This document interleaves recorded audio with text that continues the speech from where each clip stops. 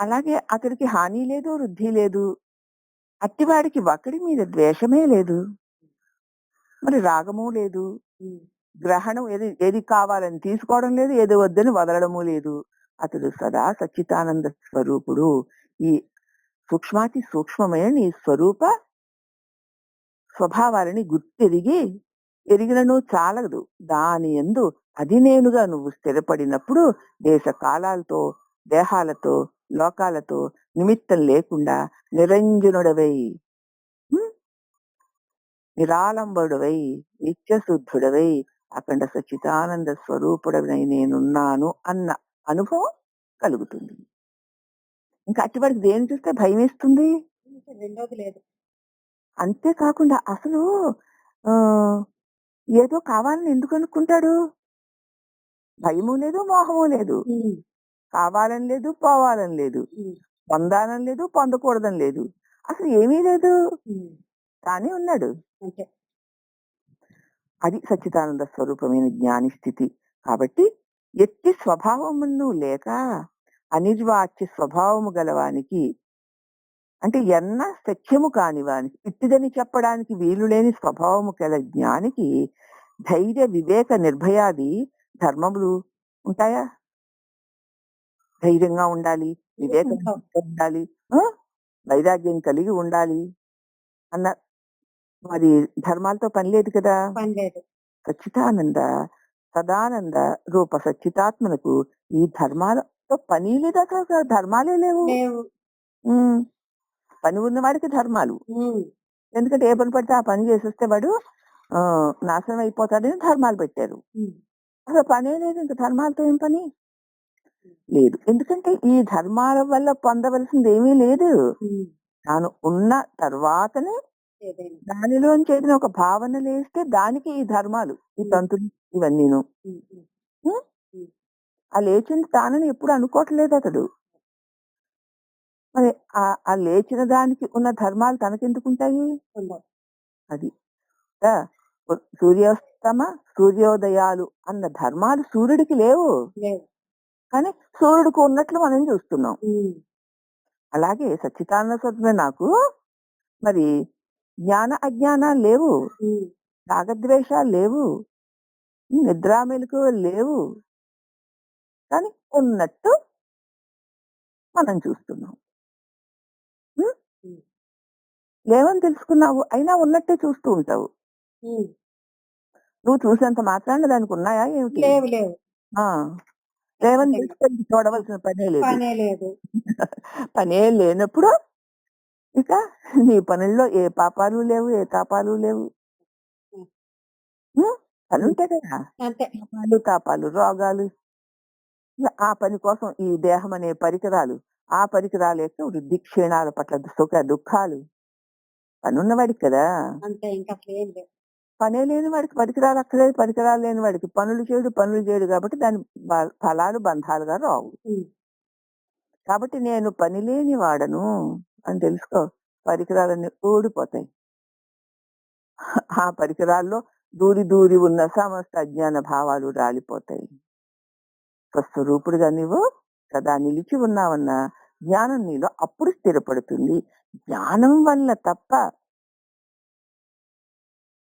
ఇక నహి జ్ఞానేన సదృశం పవిత్రమిహ విద్యతే. అప్పుడు జ్ఞానం కంటే కూడా పవిత్రం చేయగలిగింది ఏదీ లేదు.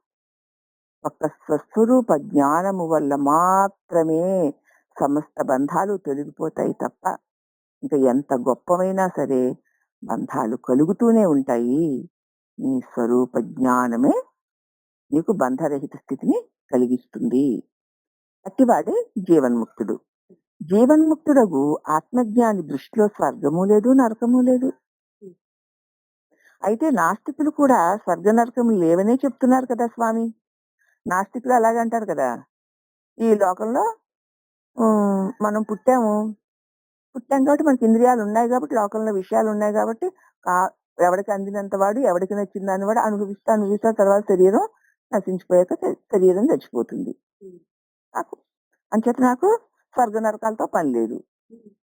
అంటారు నాస్తికులు. హ్మ్. కాబట్టి ఏ దేవతలు ఏ పూజలు ఏమీ చేయక్కర్లేదు. పాపాలు పోగొట్టుకోవడానికి ఏ పవిత్ర కార్యాలు చేయక్కర్లేదు. అదే పంచభూతాల యొక్క సమ్మేళనం వల్ల ఒక రకమైనటువంటి విద్యుత్తు పుట్టి, ఆ విద్యుత్తు వల్ల ఈ శరీరాలకి చలనాది క్రియాకలాపాలు జరుగుతున్నాయి. ఈ క్రియాకలాపాలలో ఇంద్రియాలు, ఇంద్రియ విషయాలు గోచరిస్తున్నాయి. ఎవడైతే ఈ శరీరంతో పాటు పుట్టి ఈ ఇంద్రియాలతో ఇంద్రియ విషయాల్ని వాడి ఇచ్చొచ్చినట్టు వాడు అనుభవించి ఇంద్రియాలు శరీరము నశించిన తోట వాడు నశించిపోతున్నాడు. ఇకంతే అంటాడు.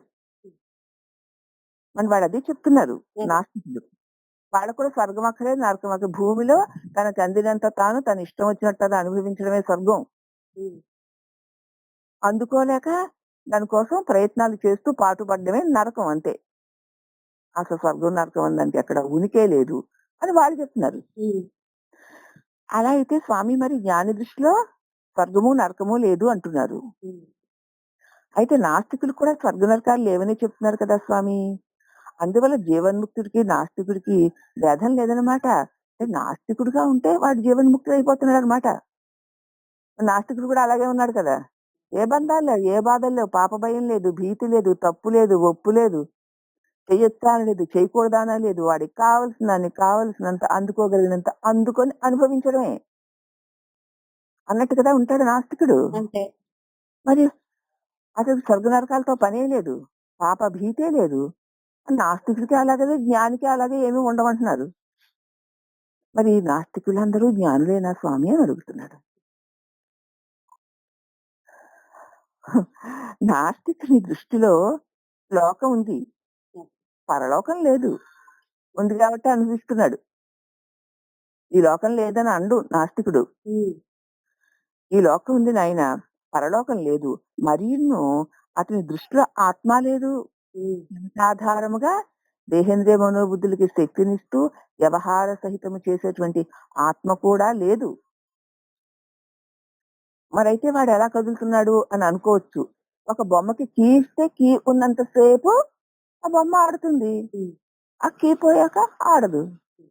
అలాగే పంచభూతాలు 5 తమ పాడలో కలపెట్టేసరికి ఒక శక్తి కలిగింది.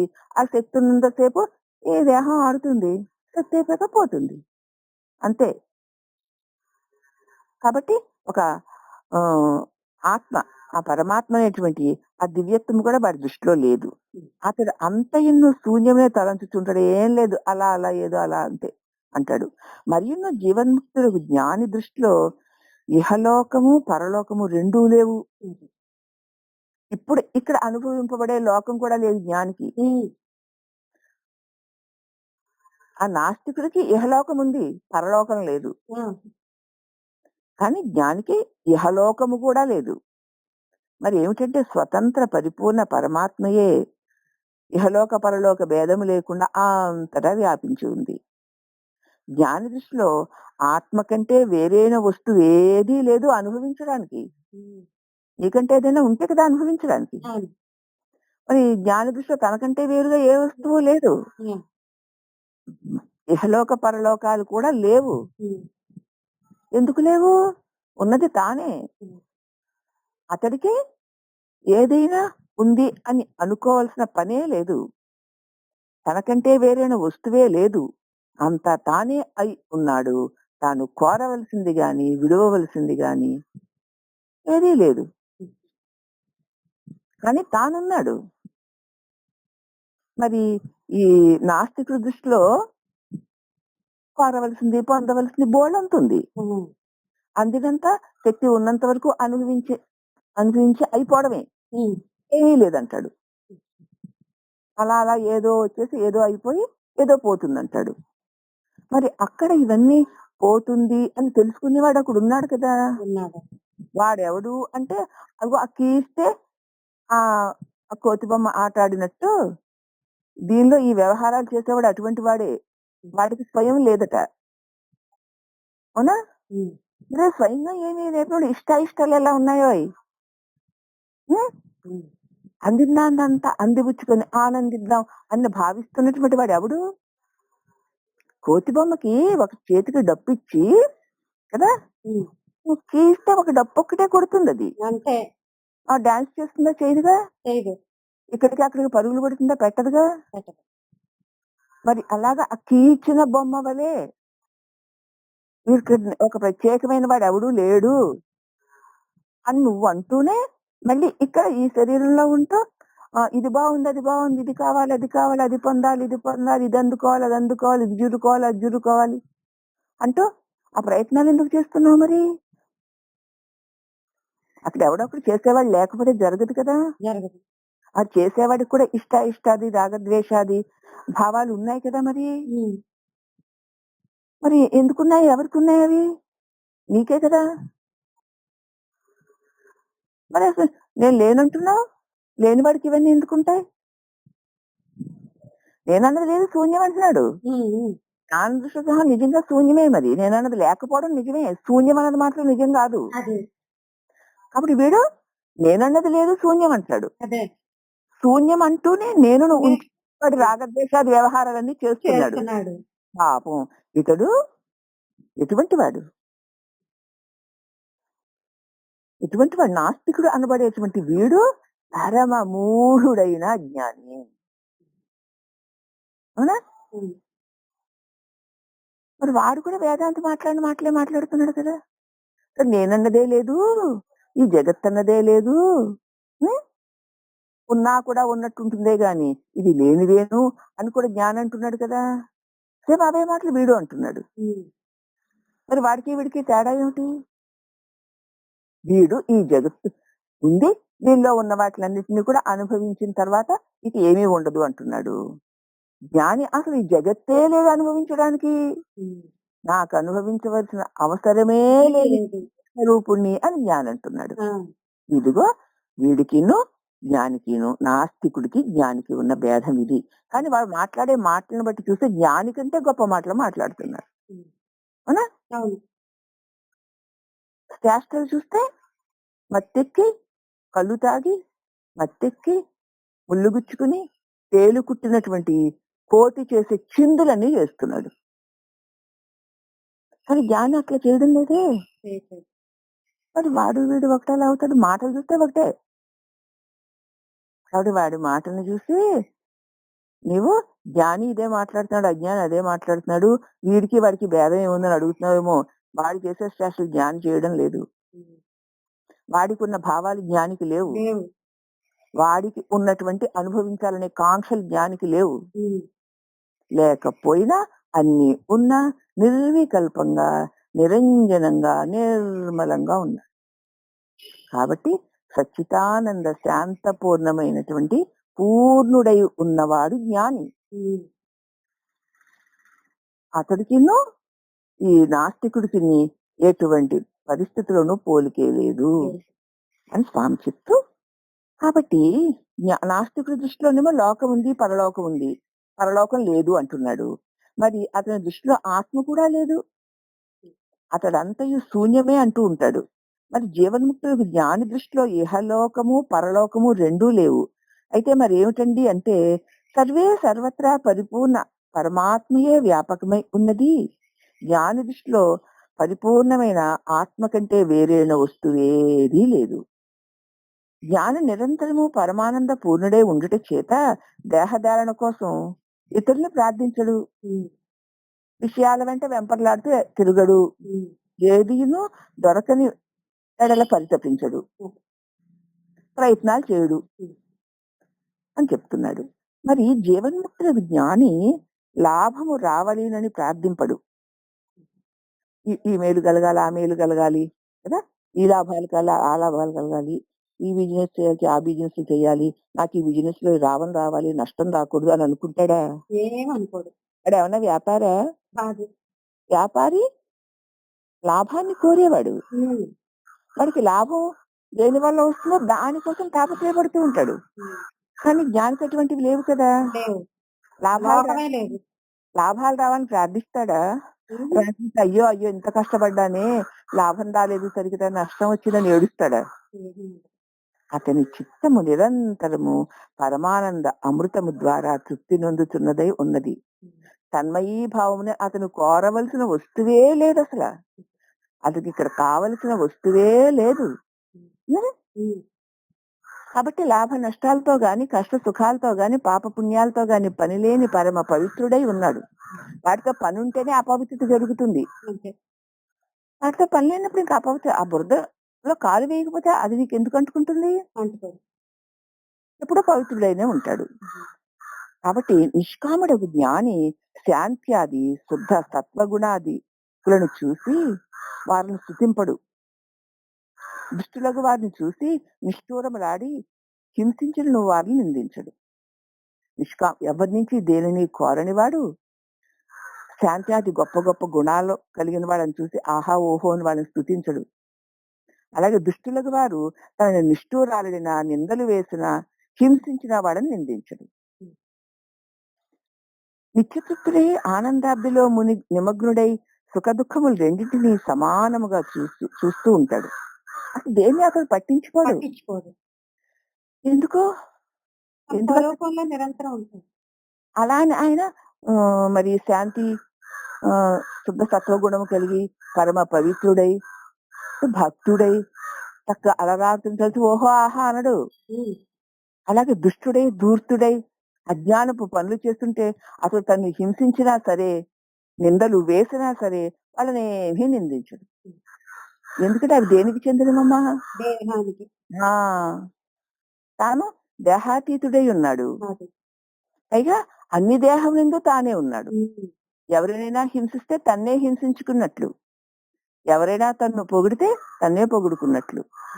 కాబట్టి అతనికి పొగడ్త పట్ల గాని హింస పట్ల గాని ప్రవృత్తే రాదు. అంత తానే ఉన్నాడు కదా.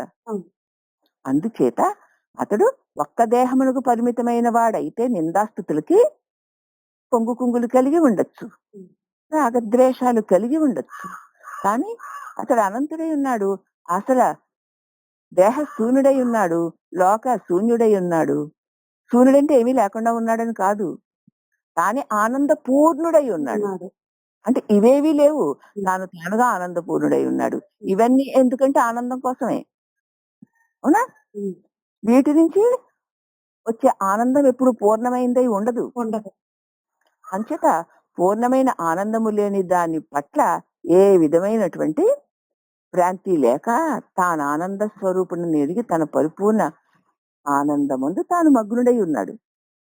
అతనికి ఇంకేం కావాలి? ఏది పోతుందని, ఏది రాదని పొంగాలి చుంగాలి అటువంటి అవసరమే లేకుండా సచ్చిదానంద పూర్ణుడై నిత్యతృప్తుడై ఆనందాబ్దిలో మగ్నుడై సుఖ దుఃఖాలు రెండింటినీ సమానముగా చూస్తూ ఉంటాడు. ఎవరైనా మనం చెప్పిన మాట వినలేదనో, లేకపోతే పట్టించుకోలేదనో, లేకపోతే తిట్టారనో గాలి కబురు విన్నామనుకో, గాలి కబురు అయిపోయింది. అప్పుడు మన లోపల చూసుకో, ఇలా అన్నారట, అలా అన్నారట, అమ్మో ఎంత పొగరో, అంత అలా చెప్పిన మాట వినకుండాని పొగరెక్కిపోయింది ఈ మధ్య, ఇలా ఇలా అనేసుకుంటామా లేదా? గాలి కబురు విని, ఎవరిలో అన్న మాట విని, అసలు నిజమో అవునో కాదో కూడా తెలుసుకోకుండా అప్పుడే మన లోపల కథలు వేసుకుంటూ ఉంటాం. ఇవన్నీ జరుగుతుంటాయమ్మా. మరి దేహ దృష్టితో ఉన్న వాళ్ళకి జరుగుతాయి, జరగలేదంటే అందరూ జ్ఞానులే. అలా లోపల అనుకుంటున్నావు కాబట్టి సందర్భం వచ్చేసరికి ఉడుకుతో మరి ఆ వ్యవహారాలు చేసేస్తున్నావు. ఇంకా ఆ వ్యవహారాలు చేస్తున్నాయంటే లోపల ఎక్కడో అది ఉందన్నమాట. ఈ వ్యవహారాన్ని చూసేయని తెలుసుకో, ఈ వ్యవహారాలు ఎలా ఉన్నాయి చూసుకో. ఆ ఉడుకులు బుడుకులు వస్తున్నాయేమో, ఏడుపులు పెడబబ్బులు వస్తున్నాయేమో చూసుకో. వస్తున్నాయంటే అవి నీ లోపల వేసుకున్నవే, వేసుకోకపోతే ఎందుకు వస్తాయి? కాబట్టి నీ నడవడిక, నీ ప్రవర్తన, నీ ఆలోచన బట్టి ఉంటుంది గనక, నీ ఆలోచన నువ్వు గతంలో వేసుకున్న దాన్ని బట్టి ఉంటుంది గనక నీ లోపల అది ఉంది గనకనే ఈ ఆలోచనలు, ఈ వ్యవహారాలు అని తెలుసుకో. కానీ జ్ఞానికి అవేమి ఉండవు. ఎందుకంటే అసలు నిరంజనుడు తాను అన్న తన స్వరూపాన్ని తాను పొందేశాడు. అవి ఏవి అతని ఎందుకు ఉండవు కాబట్టి అతని నుంచి అవి రావు. జీవన్ముక్తులే ఉంటాడుగా, అతని నుంచి అవి రావు. మరి మన నుంచి వస్తున్నాయంటే ఉన్నాయి కాబట్టి వస్తున్నాయి. ఎందుకున్నాయంటే నేను, నాది అన్న అహం భావన ప్రస్తుతం లేనట్లు ఉంది కాబట్టి ఏదంటే వ్యతిరేకమైన దాన్ని వినేసరికి లోపల ఆ కదలికలు కలుగుతున్నాయి. ఉమ్, అవునా? కలుగుతున్నాయి అంటే ఇంకా మనం ప్రలోభంలో ఉన్నామని గుర్తించడానికే. అవును. గుర్తించి నాకెందుకు? సరే దీనివల్ల నాకు ఒరిగిందా? తరిగిందా? నష్టమా? లాభమా? హ్మ్. ఎవరో వారి వారి స్వభావాన్ని అనుసరించి వారి వారి ప్రవర్తనలవి. అతడు నీకు అన్న, తమ్ముడా, అక్క, చెల్లా, మొగుడా, కొడుకా, మనవడా ఎవడైనా గాని అన్నారంటే, అనుకుంటున్నారంటే వారి స్వభావాలకి వారు అలా ఉన్నారు. ఉమ్, దానివల్ల నాకొచ్చిన నష్టం ఏమిటి? ఏమైనా నష్టం వచ్చిందా? ఏం లేదు. రాద దరిద్రం. ఇలాంటిది, అలాంటిది అని ఎవరో అన్నారని నువ్వు విన్నావు. ఏం పోయింది? ఏం లేదు. నీ తలలోంచి ఒక వెంట్రుక కూడా రాలి కింద పడదు. ఉమ్, కానీ లోపల ఉడికిపోతూ ఉంటావు. అవసరమా? అక్కర్లేదు. అది తెలుసుకోవడానికి చెప్తున్నానమ్మా. ఉమ్, ఉమ్, ఇంకబ్బా రాధ లాంటి మనిషి లేదండి. నడిచే దేవత అనుకోండి అన్నారనుకో. ఆ! దానివల్ల ఉపయోగం లేదు. ఏమన్నా ఒక కిరీటం వచ్చేస్తుందా? ఏది రాదు. అదెందుకు పొంగుతావు మరి? అవి 2 లోపాలు జరుగుతున్నాయంటే పాపం, అజ్ఞానం. ఉమ్, అవునా? ఆ, ఏమిటా అజ్ఞానం అంటే నేను దేహం అన్న భావన. భావన. దానివల్ల ఈ వెర్రి శ్రేష్టలు. ఉమ్, ఇంత మరి విధ్వంసం అంతా లోపలే జరుగుతుంటే వెలుపల ప్రకటిస్తూ కూడా నేను బ్రహ్మానండి అన్నాడంటే లేదు. చూసుకోవాలి. ఉమ్, బద్ధుడి గురువు వల్ల విన్నానే గాని ఇంకా నేను బద్ధుడినే అయి ఉన్నాను. ఉమ్, కాబట్టి ఈ అజ్ఞాన భావన నా నుంచి పోవాలి. లోపల ఏ కదలికలు రాకూడదు. ఎవరు పొగిడినా, ఎవరు తిట్టినా, ఏది పోయినా, ఏది వచ్చినా నా లోపల ఏ భావనలు లేకుండా ఉండాలి అని నిశ్చయించుకోవాలి. ఉమ్, నిశ్చయించుకున్న తర్వాత ఇక మళ్ళీ మళ్ళీ వస్తున్నప్పుడల్లా దాన్ని కాదు అని తొలగిస్తూ ఉండాలి. అవునా? ఉమ్, దాన్నే మనకి శాస్త్రంలో నేతి నేతీతి వాక్యత నా ఇది కాదు, ఇది కాదు, ఉమ్, ఇది కాదు అని. అవునా? అవును. ఆలోచన ఏ తలంపు కలిగినా అది సత్యం కాదు. ఎందుకంటే వచ్చిందంటే అది పోతుంది. పోతుంది. ఏదొచ్చినా పోయేదే. ఉమ్, పుట్టాడంటే చస్తాడు. ఉమ్, ఎవడు పుట్టినా చావాల్సిందే. ఉమ్, అలాగే నీ లోపల నుంచి ఎంత గొప్ప తలంపులు రాని నా ఇది నేను కాదు. ఇది కాదు. అవునా? ఉమ్, ఎంత గొప్ప వచ్చినా సరే ఇది వచ్చింది. ఇది పోయేదే. ఉమ్, ఇది సత్యం కాదు. ఒక దుష్ట భావన వచ్చింది. ఆ! ఇది పోయేదే. ఇది సత్యం కాదు. ఏది నీ లోపల ఏ తలంపు పుట్టినా ఇది పుట్టింది కాబట్టి, ఇది పోతుంది కాబట్టి ఇది సత్యం కాదు. ఇది పుట్టింది, ఇది పోతుంది కాబట్టి ఇది సత్యం కాదు. అని గనుక నీలో కలుగుతున్న ప్రతి భావాలు పుట్టినా, పుట్టింది కాబట్టి, అది వచ్చింది కాబట్టి అది చేస్తుంది. కాబట్టి అది సత్యం కాదు. అని నీవు ప్రతి భావన గొప్పవైనా సరే, ఉమ్, ప్రతి భావనని తలచూపిన తోడనే అది కలిగింది కాబట్టి తొలగిపోతుంది. ఇది సత్యం కాదు అని దాని పట్ల ఏ విధమైనటువంటి ప్రత్యేకత లేకుండా ఉండు. ఇంకా అష్టావక్ర గీతలో మళ్ళీ 18వ ప్రకరణం ఇంకా కొద్దిగా సాగుతోందమ్మా. ఇంకా కొంచెం ఉంది. ఉమ్, దానిలో ఎందుకంటే 18వ ప్రకరణం అంతా కూడా శాంతి సహస్రం. ఉమ్, శాంతిని గురించి చెప్తూ ఉంటుంది. ఆ శాంతిని పొందడంలో జ్ఞాని ఎలా ఉంటాడు, అజ్ఞాని ఎలా ఉంటాడు అంటూ జ్ఞాని లక్షణాలు, అజ్ఞాన లక్షణాలు, జ్ఞానానుభవాలు, అజ్ఞాన అనుభవాలు ఇలా ప్రతి దాన్ని జ్ఞాని, అజ్ఞాని, జ్ఞాని, అజ్ఞానం చూపించుకుంటూ వచ్చారు. ఉమ్, ఇంకా ఇప్పుడు అజ్ఞాని గురించి చెప్తూ హరి ఓం మూఢుడగు అజ్ఞాని కూడా చిత్త నిరోధము మొదలగు కర్మలు చిత్త నిరోధం చేసినంతసేపు చేస్తాడు. తర్వాత చేయడం వదిలిపెట్టిన వెంటనే మళ్ళీ మనోరథాలన్నీ తీర్చుకోవడం కోసం చేసే ప్రయత్నాలన్నీ చేస్తూ ఉంటాడు. కాబట్టి చిత్త నిరోధము తాత్కాలికముగా మన చేత ప్రయత్నించడం వల్ల కలిగిందే అయితే ప్రయత్నం ఆపిన తర్వాత అది మళ్ళీ విజృంభిస్తుందని అర్థం ఇక్కడ. చిత్త నిరోధము మనం ఆపడానికి చేసే ప్రయత్నం కదా నిరోధము అంటేను. హలో చెప్పండి. అంచేత అది నిరోధించినంత సేపు ఉంటుంది. నిరోధించడం ఆపేసరికి మళ్ళీ దాని సహజ లక్షణం అయినటువంటి విషయ వ్యాపారాల్లోకి వెళ్ళిపోతూ ఉంటుంది. కాబట్టి తన స్వరూపమును ఎరుగనటువంటి వాడు చిత్తమును ఎంత నిరోధించినను కూడా ప్రయోజనం లేదు ఉమ్, అని చెప్తూ, పైగా ఆత్మతత్వ స్వరూపం ఇట్టిది అని అనేక విధాల అతడు శాస్త్రం ద్వారాను గురువు ద్వారాను కూడా వినే ఉన్నాడు.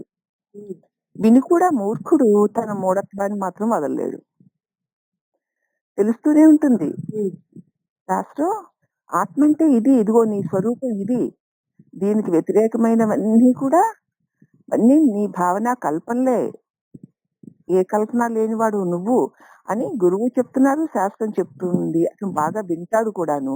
కానీ తన మూఢత్వాన్ని అతడు వదలలేడు.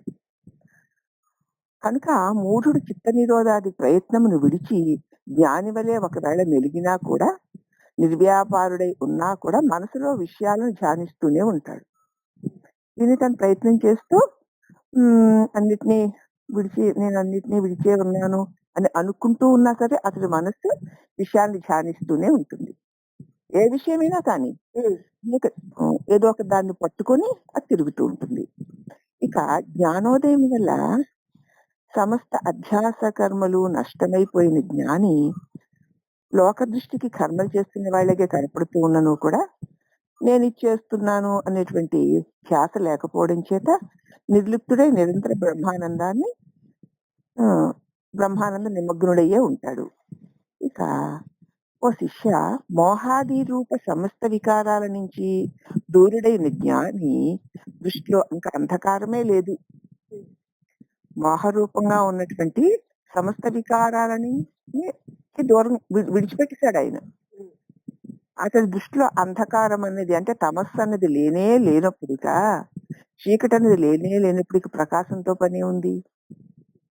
చీకటి లేకపోతే ఉన్నది ప్రకాశం. ఉన్నది ప్రకాశమే. ప్రత్యేకించి ప్రకాశం కోసం ఏం ప్రయత్నం చేస్తాడు ఆయన? లేదు.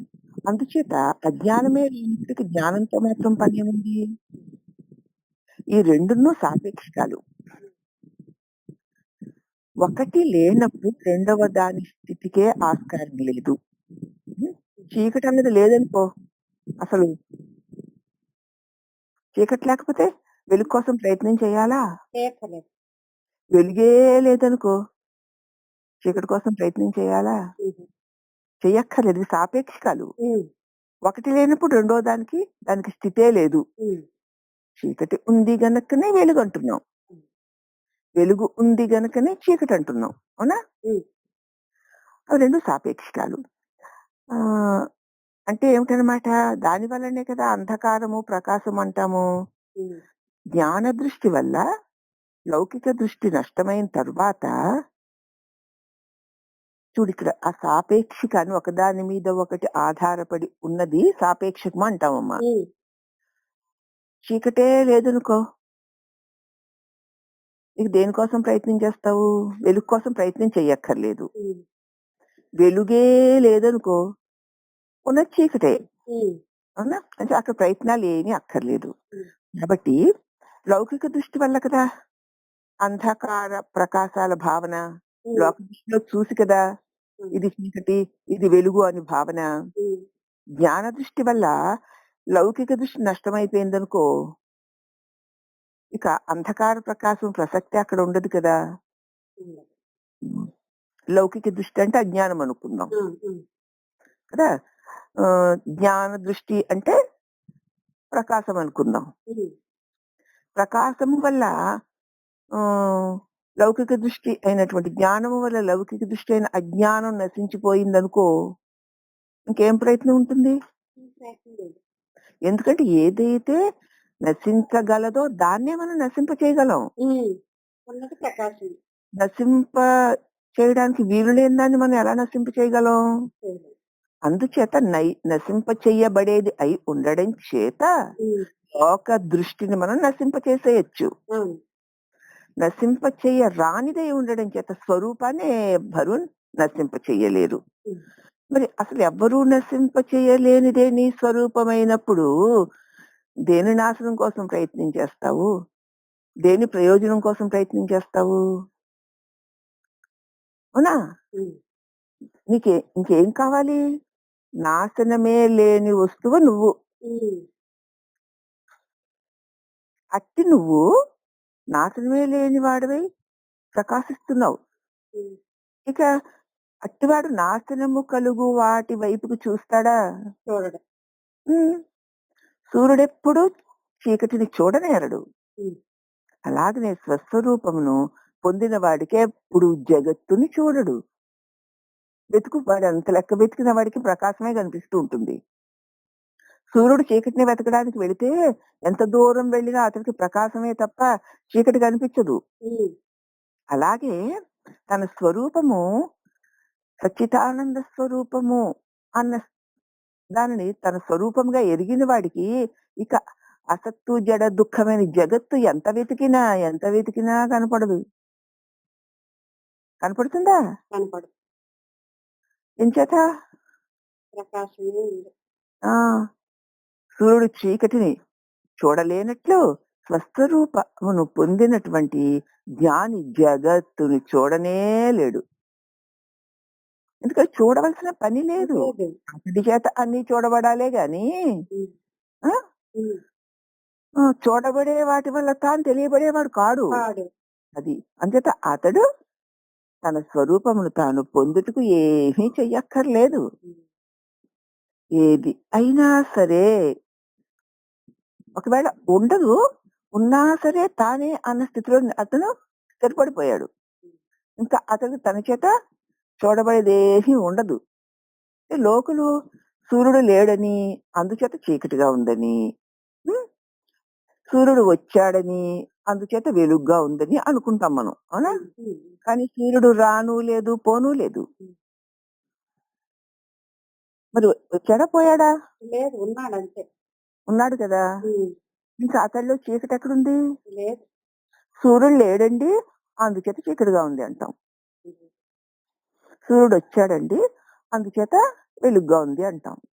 సూర్యుడు రాలేదు, పోలేదు, ఉన్నాడు. హ్మ్. మరి ఈ చీకటి వెలుగులు, సూర్యోదయ, సూర్యాస్తమయాలు మనకి స్పష్టంగా అనుభవానికి వస్తున్నాయి కదా! అంటే అది భూ పరిభ్రమణం వల్ల. హ్మ్.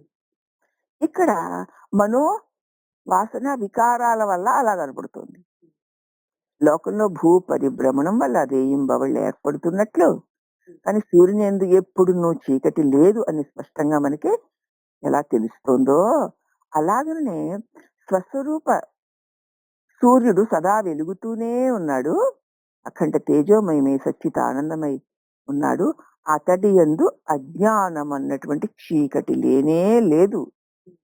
మరి సూర్యుడు కదలకపోయినా, మెదలకపోయినా సరే రేయింబవళ్ళు ఎందుకుంటున్నాయంటే భూ పరిభ్రమణం వల్ల అని టక్కని చెప్పేస్తాం. ఆ! మరి మనకి ఆత్మ స్వప్రకాశమైనటువంటి తేజోమయమైన సచ్చిదానంద స్వరూపమైన సూర్యుడు కదా! అంటే ఎప్పుడు తనకు తానే ప్రకాశించేవాడు కదా! హ్మ్. అతడు శాశ్వతుడు కదా మరి.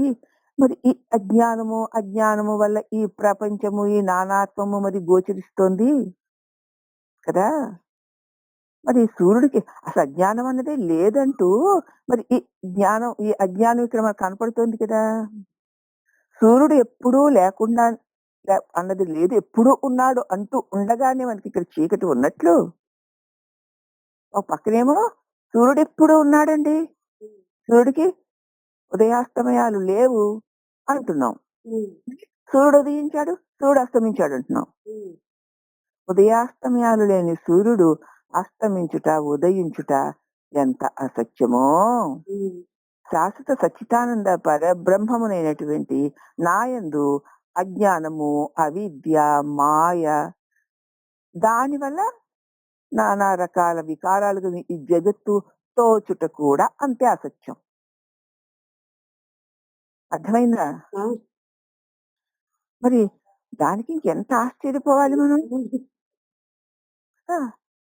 మరి ఎప్పుడూ కూడా సూర్యుడు అస్తమించలేదు, సూర్యుడు ఉదయించలేదు. భూ పరిభ్రమణం వల్లనే అలాగా చీకటి వెలుగులు ఉన్నట్లు కనపడుతున్నాయి. ఉన్నాయి కూడాను. అది ఎందుకంటే భూ పరిభ్రమణం వల్ల అని అని ఖచ్చితంగా చెప్పేస్తున్నాను తెలుసు. కదా! అలాగే అసల అజ్ఞానం అన్నదే లేదు. చీకటి తమస్సు అన్నదే లేదు. దుఃఖం అన్నదే లేదు కానీ మనకున్నట్టు కనిపిస్తోంది. ఎందువల్ల? మనో పరిభ్రమణం వల్ల. హ్మ్. హ్మ్. హ్మ్. మనసు పరిపరి విధాలుగా భావనలు చేస్తూ, ఆ భావనలో తిరుగుతూ ఉండడం వల్ల హ్మ్. ఇలాగ ఉన్నట్లు కనిపిస్తోంది. సూర్యుడికి ఉదయాస్తమయాలే లేవు. అలా ఉంటే అది అసత్యము. ఉన్నా సరే అసత్యము. హ్మ్. ఉన్నాయి. వ్యవహారంలో ఉన్నాయి. ఆ! కానీ అసత్యమే. అసత్యం. అలాగే సచ్చిదానంద స్వరూపమినన్నీ అందు అసత్జడ దుఃఖ రూపమైన ఈ నానా రకాల ప్రపంచము, సంసారము ఉంది అంటే అసత్యమే. సత్యమే. అసత్యమే.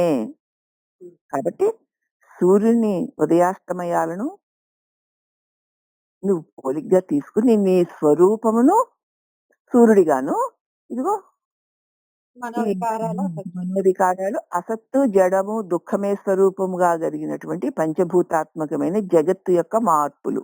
హ్మ్. అన్నీను సూర్యాస్తమయ, సూర్యోదయాలు. ఉదయం అంటే ఇక్కడేమిటి? హ్మ్. జాగ్రత్త అవస్థ నేను అని లేవడం హ్మ్. సూర్యోదయం. మెలకువ. మెలకువ. మరి అస్తమయం ఏమిటి? నేను అని వదలడం. హ్మ్. ఇక్కడ కూడా జరుగుతున్నాయి. అవునవును. సూర్యాస్తమయాలు, ఆ! ఆహ్, ఉదయాలును. మరి సూర్యుడు ఉదయించాడా? అస్తమించాడా? లేదు. ఉదయించాడా? అలాగే ఆ సచ్చిదానంద స్వరూపమైన నేను పుట్టలేదు, చావలేదు. చావలేదు. మేలుకోలేదు, నిద్రపోలేదు. ఆ! నేనున్నాను. అఖండ తేజమునై ఉన్నాను అని మన స్వస్వరూపానికి అనుసంధానం చేసుకొని ఈ ఉదాహరణ మనం చూడాలి. ఎందుకు అది కేవలం ఉదాహరణే. ఆ! సూర్యుడు, సూర్యాస్తమయాలు. అవునవును. ఆ! కానీ ఇది స్వయంగా స్వరూపం. నీ అనుభవం ఇది. హ్మ్. ఓహో! సూర్యుడివలే నేను ఉదయ అస్తమయాలు. లేవడం, పడుకోవడాలు, ఆ! తెలియడాలు, తెలియకపోవడాలు. లేచాక అన్నీ తెలుస్తున్నాయి. హ్మ్. పడుకుంటే ఏమీ తెలియట్లేదు. హ్మ్. నా లేవడాలు, నిద్రపోవడాలు అన్నవి అస్సలు నాకు లేనే లేవు.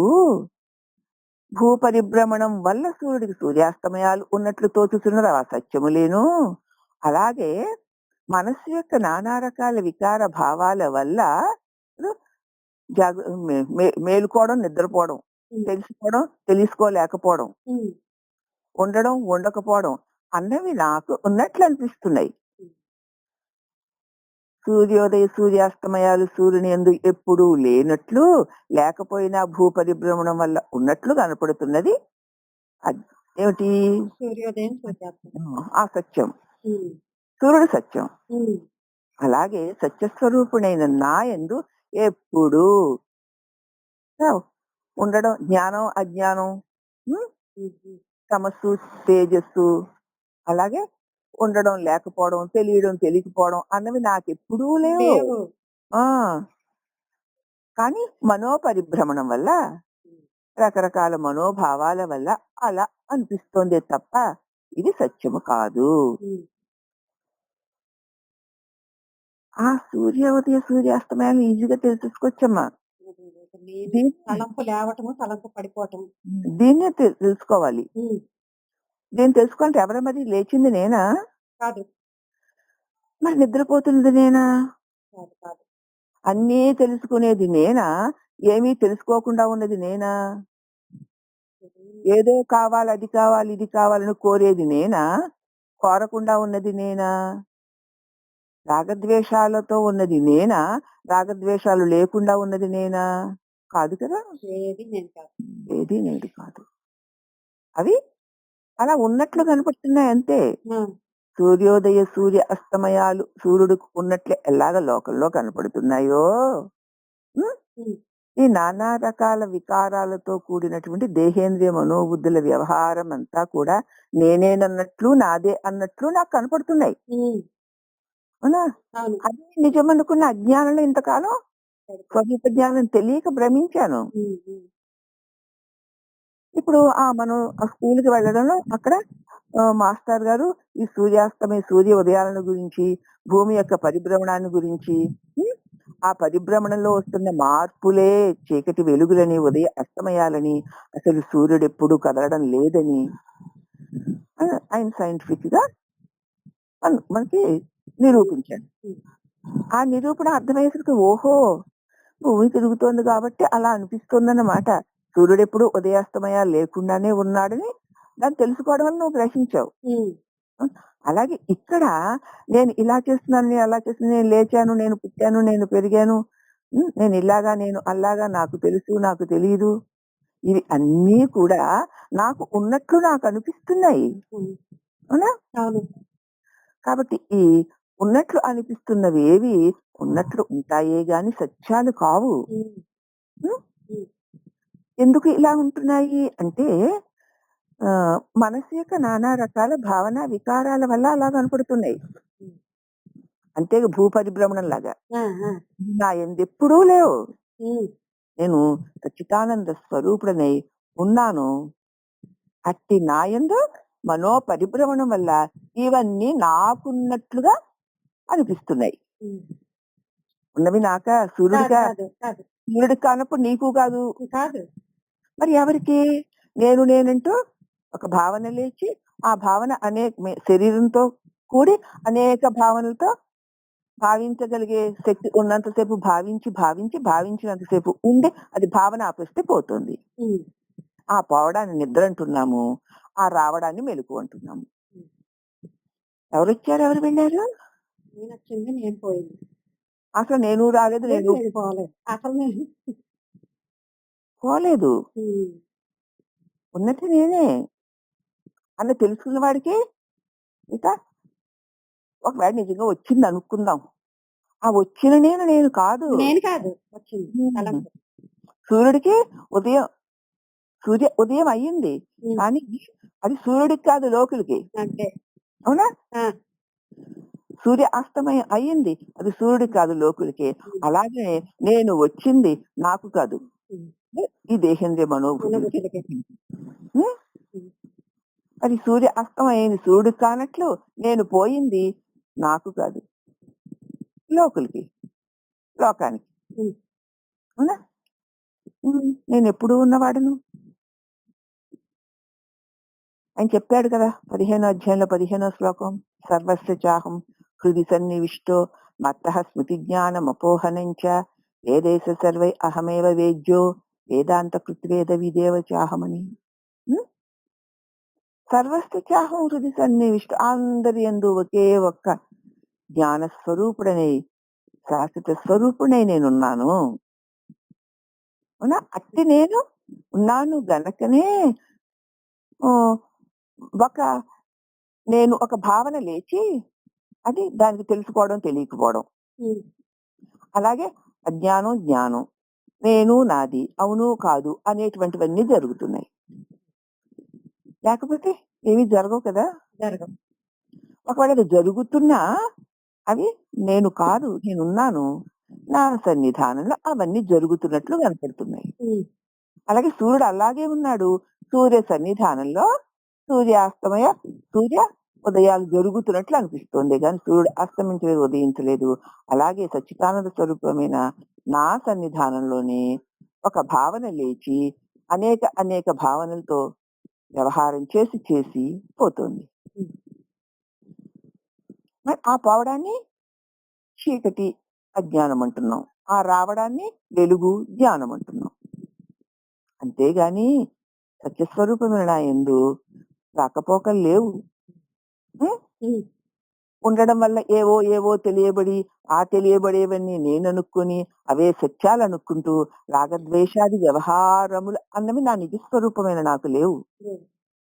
ఆ అజ్ఞానం వల్ల కలిగిన భావానివన్నీ అని తెలుసుకొని, నీవు గనక ఆ అజ్ఞాన భావముతో నిన్ను నువ్వెరిగి నీతో నువ్వుంటే ఇక భావన ఉదయించదు. ఉదయించడను సూర్యుడికి ఉదయాస్తమయ ఉదయ సూర్యోదయాలు ఉన్నట్లు కనపడుతున్నా అవి లేనట్లేని ఎట్లా గ్రహించావో ఇది ఉన్నప్పటికీ ఇది లేనిదే అని నువ్వు గ్రహించే దాని యందు ఎప్పుడు ఏ ఆభాస పొందకుండా ఉన్నవాడే జ్ఞాని. అతడికి జగత్తే లేదు. అతడికి అజ్ఞానమే లేదు, జ్ఞానమే లేదు. ఉందా మరి? లేదు. ఉన్నదే. అతడెవరు? నువ్వే కదా! హ్మ్. ఇది సచ్చిదానంద స్థితి. అందుచేత ఇక జ్ఞాని దృష్టిలో అంధకారమే లేదు. ఎందుకంటే మోహాది రూప సమస్త వికారాలు అతడికి లేవు. అన్నీ వదిలేసాడు. ఓహో! సూర్యుడి వలె నేను నిత్యుడనై ఉన్నాను. హ్మ్. హ్మ్. ఏదో భూ పరిభ్రమణం వల్ల అలా ఇలా తిరుగుతున్నట్లు, ఉదయాస్తమయాలు కలుగుతున్నట్లు సూర్యుడి పట్ల అనిపించినట్లే నిత్యుడైన నాయందే ఇవి అన్నీను మరి మోహాదిరూప సమస్త వికారాలు ఇవి. అంతే తప్ప నేను కాదు, నావి కావు అని వాటి నుంచి దూరుడైన జ్ఞాని యొక్క దృష్టిలో ఇక అంధకారమే లేదు. సమస్తే లేనప్పుడు ఇక ప్రకాశంతో పనేముంది? అనగా అజ్ఞానమే లేనప్పుడు ఇక జ్ఞానంతో పనేముంది? హ్మ్. ఈ 2 సాపేక్షకాలు నాయనా. ఒకటి లేనప్పుడు రెండవ దానికి స్థితి అదే ఉండడానికి అవకాశమే లేదు. హ్మ్. లో ఉదయం అన్నావు కాబట్టి అస్తమయం ఉండడానికి అవకాశం ఉంది. హ్మ్. హ్మ్. అవునా? లేచాను అన్నావు కాబట్టి నిద్రపోవడానికి అవకాశం ఉంది. హ్మ్. లేవనే లేదనుకో వాడికి ఇక మెలుకువ ఉంటుందా? లేదు. హ్మ్. నిద్రే పోలేదనుకో వాడికి ఇక నిద్ర ఉంటుందా? హుహు. హ్మ్. లేచాడు అంటే వాడు నిద్రపోతాడు. నిద్రపోయాడంటే వాడు లెగుస్తాడు. అవునా? హ్మ్. హ్మ్. కాబట్టి ఒకటుంటే రెండోది ఉండి తీరుతుంది. హ్మ్. కానీ అవి 2 దేనివల్ల ఉంటున్నాయో అది ఒక్కటే. దానికి 2 లేవు. హ్మ్. కాబట్టి జ్ఞాని దృష్టి వలన లౌకిక దృష్టి నష్టమైపోగా ఇప్పుడు చెప్పిన బోధ వల్ల అర్థమైంది కదా! అర్థమైంది. రెండో దానికి ఆస్కారమే లేదసల. ఆ! తర్వాత ఇంక అంధకార ప్రకాశాల ప్రసక్తే లేదు. లేదు. చీకటి లేదు, వెలుగు లేదు. హ్మ్. దాన్నే భగవానన్నారు రేయింబవళ్ళు లేని బట్టబయలు అన్నారు. హ్మ్. హ్మ్. రాత్రి లేదు, పగలు లేదు. లేవడాలు లేవు, నిద్రపోవడాలు లేవు. లేచి నేను నాదనుకుంటూ తన్నుకుంటూ, గుద్దుకుంటూ, ఏడుస్తూ మొహాల మూటలు నెత్తికేసుకునే పనే లేదు. ఉందా? లేదు. లేదు. లేవని వాడేమేసుకుంటాడు. హుహు. హ్మ్. హ్మ్. అందుచేత లేచిన వాడు ఎలాగో నిద్రపోవాలి. హ్మ్. అప్పుడు దాన్ని తీసుకే పోతాడు. హ్మ్. లేచి నెత్తిన ఏమేసుకుని దాన్ని తీసుకునే పోయి మళ్ళీ దాన్ని మోసుకే వస్తాడు లేస్తూను. హ్మ్. అవునా? అవును. జన్మ పరంపరలు ఇవే. హ్మ్. అవునా? అవును. అసలు అవి 2 నాకు లేనే లేవు. హ్మ్. ఇంక ఏమి లేచి ఏమి మోసుకుంటా, ఏం చేసుకుంటాను, ఏం మోసుకుంటాను, మరి అవి ఏవి పట్టుకుని వెళ్తాను? వెళ్ళి మళ్ళీ దేన్ని పట్టుకుని లెగుస్తాను? అదంతా ఊరికే అలా జరుగుతున్నట్లు ఆభాస మాత్రమే. హ్మ్. సూర్యుడికి ఉదయాస్తమయాలు ఉండడం ఎట్లా ఆభాసో హ్మ్. అంటే ఉన్నట్లు తోచుటో హ్మ్. హ్మ్. ఇదిగో సచ్చిదానంద నాయందు ఒక జీవుడనేటువంటి వాడు లేవడము, నాది నాదనుకుంటూ వ్యవహారాలు చేయడము, ఆ వ్యవహార భావాలన్నీ మోసుకొని కాసేపు వ్యవహారాలు చెయ్యకుండా నిద్రపోవడము, మళ్ళీ నేనంటూ లేవడము. ఈ జన్మము, ఈ మృత్యువు. హ్మ్. ఇది 2 కూడా ఏమైపోయింది? జ్ఞాన దృష్టి వల్ల పోయింది. లౌకిక దృష్టి అంతా నష్టమైపోయింది. హ్మ్. తర్వాతికి అంధకార ప్రకాశాల ప్రసక్తే లేదు. హ్మ్. అందువల్ల జ్ఞానికి కాలాది భయం కూడా లేదు. హ్మ్. సూర్యుని కాలం ఏం చేస్తుందమ్మా? ఏం చేయదు. అవునా? హ్మ్. ఆ రకంగా నీలో ఉన్నటువంటి వాసనలన్నీ వస్తూ, తొలగిపోతూ, వస్తూ, తొలగిపోతూ ఖాళీ అయిపోతుంది. లేదు అంటే వచ్చిన దానిలో నేను నాదే అని పట్టుకుని దాన్ని మళ్ళీ చుట్టుకుని మళ్ళీ కొత్త వాసనల మూటని బరువుని పెంచుకుని మళ్ళీ అది వెళ్ళిపోయాక మళ్ళీ వాసనొస్తే మళ్ళీ పట్టుకుని, మళ్ళీ చుట్టుకుని, మళ్ళీ పెట్టుకుని, మళ్ళీ పెంచుకుని ఇదేగా జరుగుతోంది? ఇదేనా జరుగుతోంది లోపల? అంతే. మరి లోపల జరుగుతున్న వ్యవహారాన్ని చూసుకో. వచ్చింది అంటే అది పోవడానికే వస్తుంది. హ్మ్. పుట్టింది అంటే చావడానికే వస్తుంది. హ్మ్. ఒక భావన పుట్టింది. ఆ! పుట్టింది అంటే ఇది పోతుంది. ఇది సత్యం కాదు. దానిలో ఎంత గొప్పుండని, ఎంత తప్పుండని. హ్మ్. కాబట్టి ఆ వచ్చిపోయేవన్నీ కూడా వచ్చినవన్నీ పోయేవే. హ్మ్. రాకపోకలు లేనిది మిగిలే వరకు వచ్చేవేవైనా సరే పోయేవే అన్న భావంతో ఉండు. హ్మ్. నేనే చెప్పాను. ఏమంటే ఇప్పుడు ఒక గది నిండా సామాన్లున్నాయమ్మా. హ్మ్. హ్మ్. ఖాళీ ఉండాలి నీకు. ఉండాలంటే ఏం చేస్తావు? సామానులన్నీ తీసి బయట పడేస్తావు. ఉమ్, అప్పుడు ఖాళీ దొరుకుతుంది. ఉమ్. అవునా? అంటే ఖాళీ కొత్తగా నువ్వు తెచ్చి అక్కడ పొయ్యలేదు కదా! లేదు ఉన్నవి బయటపడి హ్మ్. దాని మీద వేసేస్తావు ఇవన్నీ. ఉమ్, ఖాళీ లేదంటావు, కదలడానికి లేదు, మెదలడానికి లేదంటావు. ఇరికెత్తిపోతుందంటావు. గబుక్కున లెగిస్తే స్టూల్ తగులుతుంది. ఇలా అనేసరికి ఆ ఫ్లవర్ వాజ్ తగులుతుంది. లేతే ఏదో తగులుతుంది. హాయిగా ఫ్రీగా కదలలేవు, మెదలలేవు, తుడుచుకోలేవు, కడుక్కోలేవు, శుభ్రం చేసుకోలేవు. అంతలా నింపేసుకున్నావు. గొప్ప గొప్పవని, ఖరీదైనవని, అంత ఖరీదైనవి వారింట్లో ఉన్నాయని అందరూ మెచ్చుకుంటారని తెచ్చుకొని వేసుకున్నావు. కదలడానికి, మెదలడానికి వీలు లేకుండా. ఇప్పుడు నీ భౌతిక కదలికలు కూడా ఆటంకాలైపోయాయి. అప్పుడేం చేస్తావు? ఖాళీ కావాలి, ఖాళీ కావాలంటూ కొత్తవి తెచ్చి వేసుకుంటుంటే ఖాళీ దొరుకుతుందా? దొరకదు. ఖాళీ కావాలంటే నువ్వు పాతగా వేసుకున్నవన్నీ తీసేయి. కొత్తవేవి వేసుకోకు. ముందు తీసేయడమే ఇప్పుడు పని మనం చేస్తున్న పని. ఏమిటి అంతే. అంటే ఏది వచ్చినా గతంలో నీలో ఉన్నటువంటి రాకపోకలు లేని చిదాకాశ స్వరూపాన్ని జ్ఞాన స్వరూపంలో ఇవి అన్నిటిని అజ్ఞానం వల్ల ఇవి నేను, ఇది నాది, అది కాదు అన్నీ వేసుకున్నావు. ఉమ్, ఇప్పుడు తీసుకున్నాం. అవన్నీ వస్తుంటే మళ్ళీ వాటిలో పట్టుకుని కొత్తవి వేసుకోకుండా ఆహా వచ్చేవన్నీ పోయేవే. ఏది వచ్చినా సరే అది పోతుంది, ఉండదు అన్న భావనతో మరి దాంతో కలవకుండా ఉంటే ఉన్నవన్నీ పోయే వరకు ఇక పోయేదేది రాని స్థితి ఏర్పడే వరకు అప్పుడు ఏమైపోయింది? లోపల ఏమీ లేదు, ఇంకా ఏమీ రాదు. రాకపోతే ఏముంది అక్కడ? ఇక దాన్ని నువ్వు తీసేయగలవా?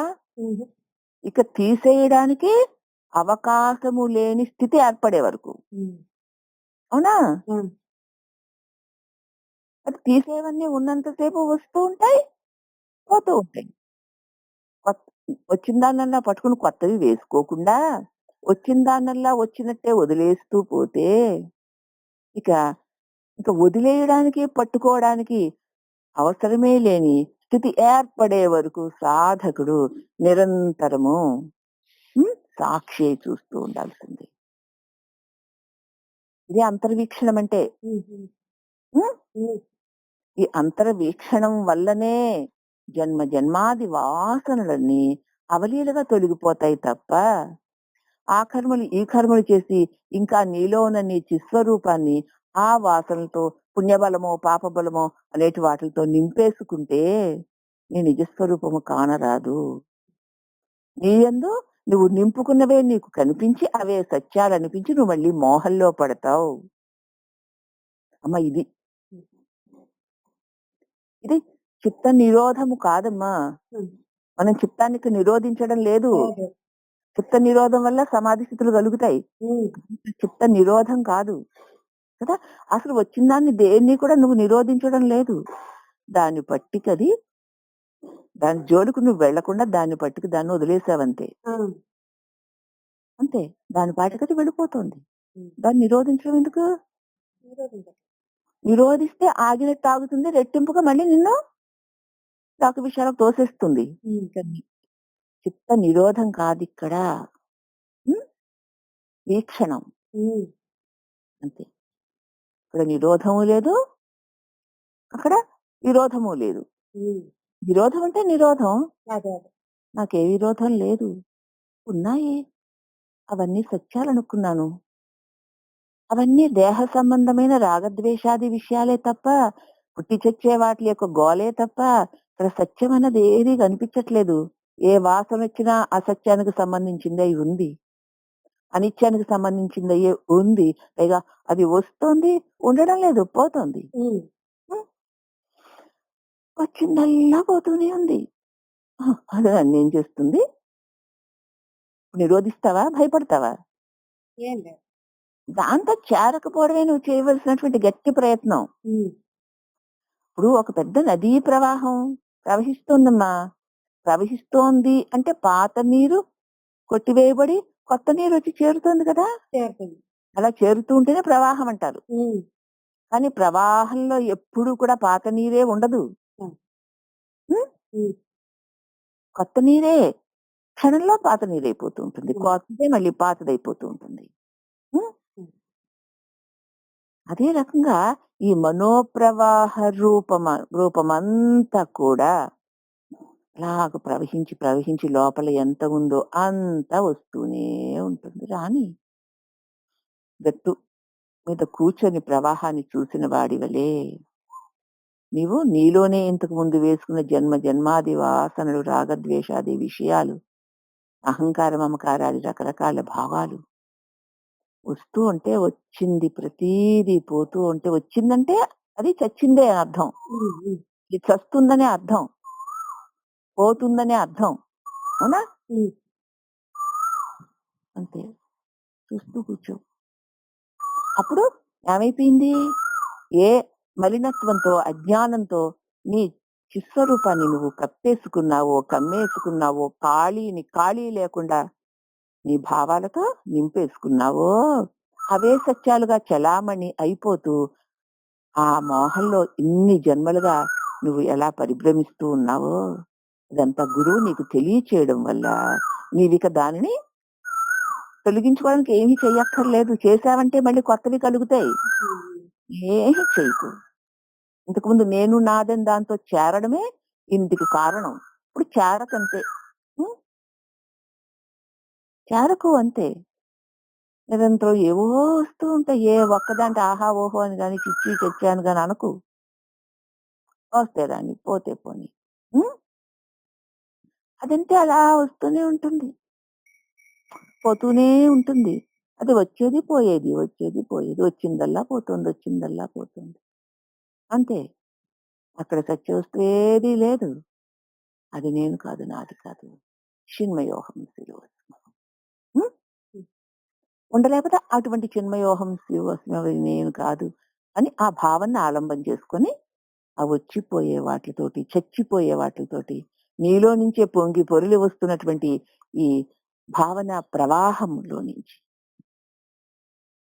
దూరకు దిగకు. ఆ ప్రవాహంలోకి దిగకు. కొట్టుకుపోతావు. హ్మ్. హ్మ్. గట్టున కూర్చో. వాటికన్నిటికిని సాక్షివై, చిదానంద స్వరూపుడవై, నేను చిన్మయుడను అన్న భావన ఆలంబనతో నీలో నుంచి వచ్చే ప్రతి దానిని పోయేదే అన్న భావంతో చూస్తూ ఉండు. అప్పుడు నీవు నింపేసుకున్నవన్నీ తొలగిపోగా నింపినవన్నీ తొలగిపోగా ఖాళీ మిగిలినట్లు నీ మదిలో, హృదయంలో నువ్వు నింపుకున్న భావాలన్నీ తొలగిపోగా నీ నిజస్వరూపము కోటి సూర్య ప్రభాభాస్వరమై సచ్చితానందమై ప్రకాశించడాన్ని అనుభవపూర్వకంగా తెలుసుకో. మిగతావన్నీ తెలుసుకున్నవన్నీ కూడా భావనలు, ఊహలుగానే మిగిలిపోకూడదు. ప్రాక్టికల్ గా హ్మ్. హ్మ్. నువ్వు దాని అనుభవాన్ని పొందాలంటే ఇట్టి సాధన చెయ్యాలి. దీనివల్ల మాత్రమే విడుదల కలుగుతుంది తప్ప ఈ సమాధి యోగాలు, ఆ సమాధుల వల్ల వచ్చేటువంటి అనేక రకాలైనటువంటి సిద్ధులు అవి అన్నీ కూడా నిన్ను ఇంకా ఇంకా బంధాల్లో పడేసేవి. వాటి వైపుకి ఏమాత్రము గొప్పవి కాదని మోహం మాత్రం పెట్టుకోకు.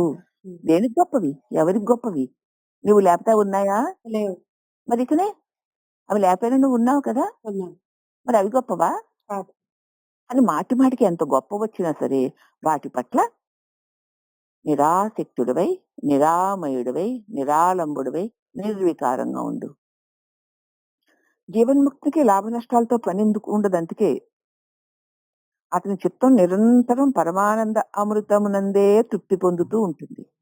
కాబట్టి వచ్చిపోయేవి, చచ్చిపోయేవి, రాగద్వేషాలతో కూడి ఉన్న వాటితో అతడు చేరడు. అంతకంటే అవేవీ లేకపోతే ఉన్నటువంటి ఆ నిరామయ ఆనంద స్థితిని తను రుచి చూశాడు గనక ఈ తుంపర్ల కోసం అతడు వెంపర్లాడడు. అది జ్ఞాని యొక్క జీవన్ముక్తిని స్థితి. ఇంకా నిష్కాముడగు జ్ఞాని శాంత్యాది శుద్ధ సత్వగుణాదికులను చూసి వాళ్ళని స్తుతించడు. దుష్టుల్ని చూసి వాళ్ళు హింసించిన వాళ్ళని నిందించడు. హ్మ్.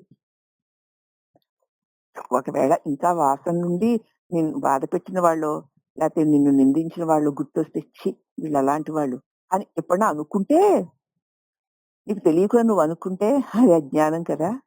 హ్మ్. నాలోనే కదా వాళ్ళు ఉన్నారు. హ్మ్. ఉం? హ్మ్. వాళ్ళు నువ్వెవరో నిందించారని వాళ్ళు పాపం ఇప్పుడు ఇక్కడ లేరు. ఎక్కడున్నారు ఎప్పుడో. కానీ నాలోనే కదా! నాకే కదా కనపడ్డారు. హ్మ్. పైగా వాళ్ళు ఇప్పుడు గుర్తులోకొచ్చారు. మరుక్షణంలో పోతున్నారు. వారి పట్ల నాకెందుకు? అని ఒకసారి నీకు నువ్వే చెప్పుకొని నువ్వు మళ్ళీ ఆ రాగవాసంతో వెళ్ళిపోకు. ఇలాగ మంచి జరిగినా, మంచి ఆలోచనొచ్చినా అంతే. ఆ! ఎంత మంచిదైనా నాలో ఉన్న భావనే కదా! హ్మ్. అది కూడా ఒక క్షణం క్రితం లేదు ఇప్పుడొచ్చింది. మరుక్షణంలో మాయమైపోతుంది. అంత మంచిదైతే మాత్రం నాకేమిటది కేవలం భావనే కదా! వాసనే కదా! అంతే. అనుకుంటే నీకిష్టమైన వాళ్ళు గుర్తొచ్చేసరికి ఆళ్ళ గురించి ఓ 100 సార్లు అనుకోవడం, పైకి అనడం అన్నవి చెయ్యవు. హ్మ్. నీకిష్టం లేని వాళ్ళు నీ బుద్ధిలోకొచ్చేసరికి వాళ్ళ గురించి 10 సార్లు తిట్టుకోవడం, బయటికి తిట్టడం చెయ్యవు. ఏవో ఏవో ఆ క్షణానికి అలా అంతే. అని అక్కడికది అంతే అన్నట్లు వదిలేయి. ఇలా వదిలేయగలిగినప్పుడు ఒకవేళ ఎప్పుడైనా పడిపోతే మళ్ళీ నువ్వే లేచి నిలబడి దాని విలువలేనితనాన్ని చెప్పుకుని, నీ స్వరూపాన్ని స్మరిస్తూ మళ్ళీ దృఢ నిశ్చయుడు అవుతూ ఉండు. మరి సాధకుడు ఇలా ఉంటాడనమాట. హ్మ్. నిష్కాముడు జ్ఞాని శాంత్యాది శుద్ధ సత్వాలను చూసి పొంగిపోడు. తను నిందించిన వాడిని చూసి అతడు నిందించడు. నిత్యతృప్తుడై ఉంటాడు. తన స్వరూప సుఖంలో మగ్గి అన్నిటినీ సమాన దృష్టితో చూస్తూ ఉంటాడు.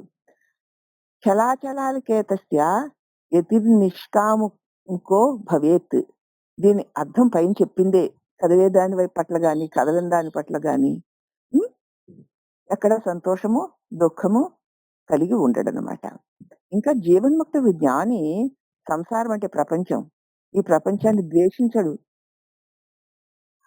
ఎందుకనగా అతడు నిరంతరము ఆత్మద్రష్ట అయి ఉండడం చేత దీన్ని చూడడానికే అతడు ఇచ్చగించడు. చూస్తే కదా! అదే. వింటే కదా! తింటే కదా! ఆహా! ఓహో! చిచ్చి చచ్చి అనడానికి. హ్మ్. అంచేత అతడికి ఆహా! అది అలాంటిదని ఎవరన్నా అంటే హుహు. అవును ఏమో అంటాడు. ఎందుకంటే దానికేసి చూడలేదు. హ్మ్. దాన్ని వినలేదు. దాన్ని తెలుసుకోలేదు. అలా అతను వినాలని, తెలుసుకోవాలని ఉండదు. ఉండదు కాబట్టి అక్కడ ఏదైనా ఉందని ఎవరైనా చెప్పినా ఓహో! అని ఊరుకుంటాడంతే. అవునా? హ్మ్.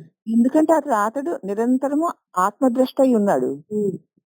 అసలు చూడడానికి వేరే దే ఒకవేళ చూపుంటే ఏవో వాటిలిని వీటిని చూడాలని గాని, చెవికి శబ్దాన్ని గురించి చెప్తుంటే అయి ఇవి వినాలని గాని వాడికి లేదు.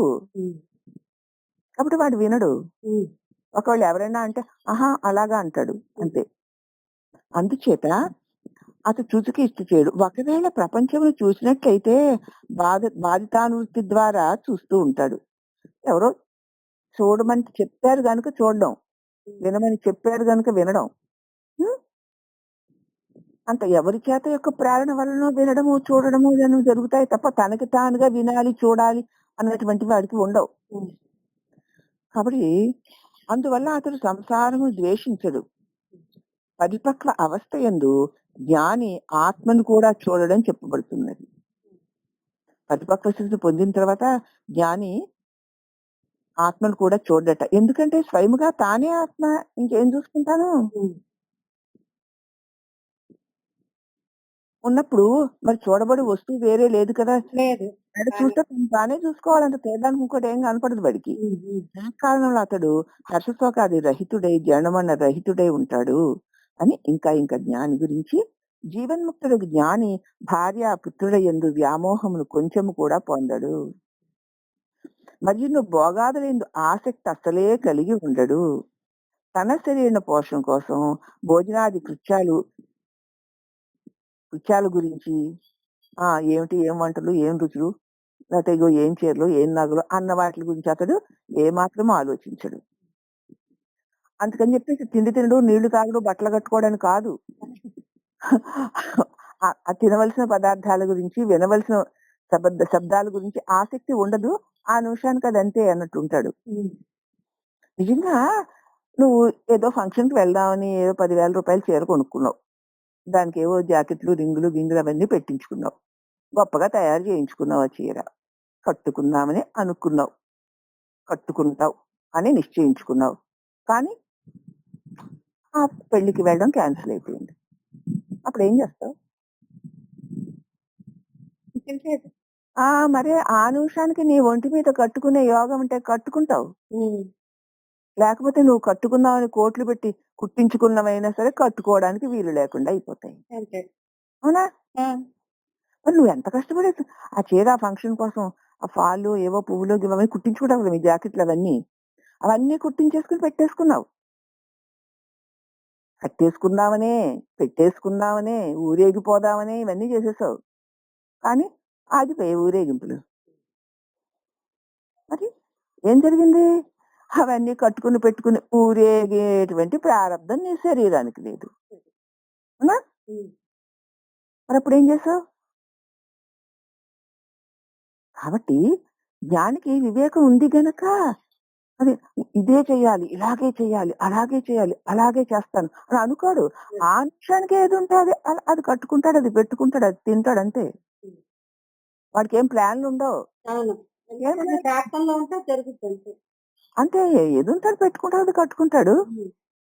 ఒకవేళ నువ్వు తెచ్చుకున్నా కూడా ఆ సమయానికి ప్రాప్తంలో లేకపోతే నువ్వు దాన్ని పెట్టుకోలేవు, కట్టుకోలేవు కదా! అవును. మరి ఇంకెందుకు ముందే తాపత్రయాలు? పడదు. మరి వివేకవంతుడు పడ్డు. హ్మ్.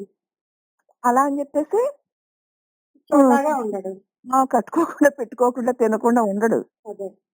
కాబట్టి ఎప్పటికేది అవసరం అప్పటికి అదేలే. ఇప్పటికి ఇది అవును. అవసరం కదా! అదంతే అని ఉంటాడు. అంతే. అలా ఉన్నవాడికి బరువులు, బాధలు ఉండవమ్మా. హ్మ్. అసలు నిజంగా దానికి అవసరమైనవి అవి వాటికవే వచ్చి నిన్ను చేరుతాయి. హ్మ్. నువ్వు ఏ తాపత్రయం పడక్కర్లేదు. అవును. పడినా ప్రాప్తంలో లేకపోతే రాదు. దాన్ని దాని అనుభవం నీకు రాదు. హ్మ్. దాని ఆనందం నీకు రాదు. హ్మ్. ఈ చిన్న రహస్యం తెలిసినాడు ఉట్టుట్టిగా అయిన దానికి కాని దానికి తాపత్రయాలు పడిపోడు. హ్మ్. నేనంటూ ప్రయత్నాలకి ఉద్యమించడు. కానీ స్వయంగా తన ప్రార్థన తన వల్ల వస్తే అతడు కాదనడు. హ్మ్. అవునా? అవును. ఇది చూసుకోండి మీరందరూ ఎలా చూసుకుంటారో అలా చూసుకోండి. హ్మ్. కాబట్టి ఆ! కాబట్టి జీవన్ముక్తుడు అది జ్ఞాని ప్రారబ్ధ వశమున ఏదేని పదార్థములు ప్రాప్తిస్తున్నవో ఆయా పదార్థాలతో ఆయా విధములను సంతుష్టుడై ఉంటాడంతే. ఆ హ్మ్. అనుషం ఏదుంటే అది అంతే. హ్మ్. ఇది కావాలి, అది కావాలి, అలా ఉండాలి, ఇలా ఉండాలి. అప్పుడు అలా ఏం ప్లాన్‌లు ఉండవు ఆయనకి. హ్మ్. మరిన్నో స్వచ్ఛందముగా నానా ప్రకార దేశముల యందును, అడవుల యందును, నగరాదుల యందును సంచరించుచు నిరంతరము సంతుష్టుడై ఉంటాడు. ఆ నిమిషానికి ఎక్కడో ఒక చోట ఎలాగో ఒకలాగా ఉంటూ అసంతృప్తి లేని వాడే ఉంటాడు. అవునా? హ్మ్. దాని ప్రారంధం ఎక్కడుంచుతున్నదో ఏం తెలుసు? అంతే. మరి తెల్లవారితే ఇంక అమెరికా వెళ్ళిపోవడానికి టికెట్లన్నీ రిజర్వేషన్ చేయించేసుకుని, అవేవో అన్నీ పెట్టేసుకుని, కాగితాలు పెట్టేసుకుని, బ్యాగ్‌లో సర్దేసుకుని, మూటలు కట్టేసుకుని, ఇంకా ఎయిర్‌పోర్ట్‌కెళ్ళడమే పని. ఫ్లైట్ క్యాన్సిల్ అయిపోయింది. నువ్వు 3 నెలల నుంచి తయారై ఉన్నావు. ఏం చేస్తావే? అలా ఉంటుంది. కాబట్టి చెయ్యాలి. చేసేవన్నీ జరుగుతాయి. హ్మ్. జరిగితే జరిగింది, జరగకపోతే జరగలేదని ఉంటాడు. నిశ్చింతలుండవు. హ్మ్. అలా అని అసలు అనుకోలేదు అనుకోకుండా అప్పటికప్పుడు వెళ్ళాల్సొచ్చింది. ఆ ఫ్లైటు, ఆ టికెట్లు అవన్నీ అలాగా వస్తే అలా ఎళ్ళావు, అలా ఎక్కావు, అలా దిగిపోయావు. దానికేం చేస్తావు?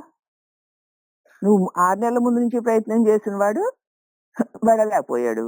అసలు 3 రోజుల ముందు కూడా ప్రయత్నం చేయని వాడు వెళ్ళక తప్పలేదు. హ్మ్. చూస్తున్నామా లేదా మన లోకంలో? చూస్తున్నాం. మరి ఇవన్నీ చూస్తూ కూడా వెర్రి తాపత్రయాలేమిటి? హ్మ్. సరేలే చూద్దాం రాని. హ్మ్. హ్మ్. వస్తే ఆగుతుందా? కాదు. ఉంటే పోతుందా? అని మొద్దులా, ఎద్దులా ఉండమని కాదు. కాదు. అదే. ఆసక్తి చూపించకు. హ్మ్. అనురక్తి పెరుగుతుంది. అనురక్తి వల్ల నిస్పృహ కలుగుతుంది. హ్మ్. కాబట్టి ఆ నిస్పృహని కలిగే పనులు నువ్వెందుకు చేయడం? ఎంతో అంత, ఎంతో అంత అంతే. అలా ఉండగలిగినప్పుడే నీకు నిరాసక్తి ఏది ఇదిలో ఉన్నది ఏదుందో అది జరుగుతుంది. జరగడం వల్ల పెరిగేది లేదు. జరగకపోవడం వల్ల తరిగేది లేదు. హ్మ్. అప్పుడదంతే అని ఉండడమే. అవునా? హ్మ్. కరెక్టే కదా ఆ ముక్క? అంతే. చూస్తూ ఇప్పుడిది ఉన్నాను కదా! ఇప్పుడిదే, ఇప్పుడిది ఇంతే ఆ! అన్నట్టుండదు. ఊరికే ప్లాన్‌లు గీన్‌లు వేయకుండా పోతే ఎలా అవుతాయండి పనులు? ఆ రేపొద్దున టైంకి అవే జరుగుతాయి అంతే. అదే మరి. అంచేత వాడికి తాపత్రయం ఉండదు. అన్నీ జరుగుతూ ఉంటాయి. ఆ! అంతే. జరగాలి ఏది జరగాలో అదే జరుగుతుందంతే. ఈ అజ్ఞాని తాపత్రయ పడిపోతూ వాడికి జరుగుతాయి. జ్ఞానికి తాపత్రయ పడకుండా జరుగుతాయి. హ్మ్. అందుకే తేలిగ్గా ఉంటాడు వాడు. అంతే. వాడి బుర్రకు బరువులుండవు. హ్మ్. హ్మ్. అందుచేత జీవన్ముక్తుడు నిర్వికారియే సంసారముందు మెలుగుతూ ఉంటాడు. అతని దగ్గర ఎట్టి సంచితము మూట లేదు. ఏమన్నా రావడానికి? ఏం లేవు ఇంకా. అతడు విధి నిషేధములకు కింకరుడు గాడు. ఉమ్. ఆ, చేయవలసిన వాటికి లొంగక్కర్లేదు, చేయకూడని వాటికి చొరబడక్కర్లేదు. ఉమ్. చేయడానికి వాడికి అక్కడ ఏమీ లేదు. లేదు. కాబట్టి స్వచ్ఛందంగా తన ఇచ్ఛానుసారం తిరుగుతాడు. అతను చేయవలసిన కానీ చేయకూడదని లేదు. ఆ నిమిషానికి ఆ దేహ ప్రారంభం ఎక్కడ తిప్పితే అక్కడ తిరుగుతాడు. ఏది చేస్తే అది చేస్తాడంతే. అంతే. సుఖదుఖాది ద్వంద్వ రహితుడు సమస్త సంశయ రహితుడును అయి అతడు ఏ పదార్థమందో ఆసక్తి చూపించడు. సుఖం కావాలి అంటే దానికోసం పలానా వస్తువు కావాలి అని దానికి తాపత్రయపడతాడు. దుఃఖం రాకూడదు అంటే పలానా దానికి దూరంగా ఉండాలి, దాన్ని ఇలాగ తీసేయాలి, అలా వదిలించుకోవాలి అని ప్రయత్నాలు చేస్తూ ఉంటాడు. కానీ వాడికి అవి రెండు అక్కర్లేదు. ఇంక వాడు ఏం ప్రయత్నాలు చేస్తాడు? ఏం చేయడు. కాబట్టి మమతారహితుడు జ్ఞాని స్వప్రకాశ రూపుడై సర్వోత్కృష్టుడై ఉంటాడు. వాటికి మమతా అహంకారాలు లేవమ్మా. ఇంకా దేని మీద చూపిస్తాడు? అసలు మమతా అహంకారాల వల్ల అతడికి ఏదో నీకు నాకైనా ఏమన్నా ఒరిగేది ఉందా? ఏం ఉండదు. ఉండదు కదా. మరి ఎందుకు మమతా అహంకారాలు? దానివల్ల రాగద్వేషాలు, దానివల్ల పిచ్చి పనులు, మరి ఆ పిచ్చి పనులు సమర్థించుకుంటూ మళ్ళీ ఇంకొక పాప పనులు మమతా అహంకారాల వల్లే కదా కలిగాయి.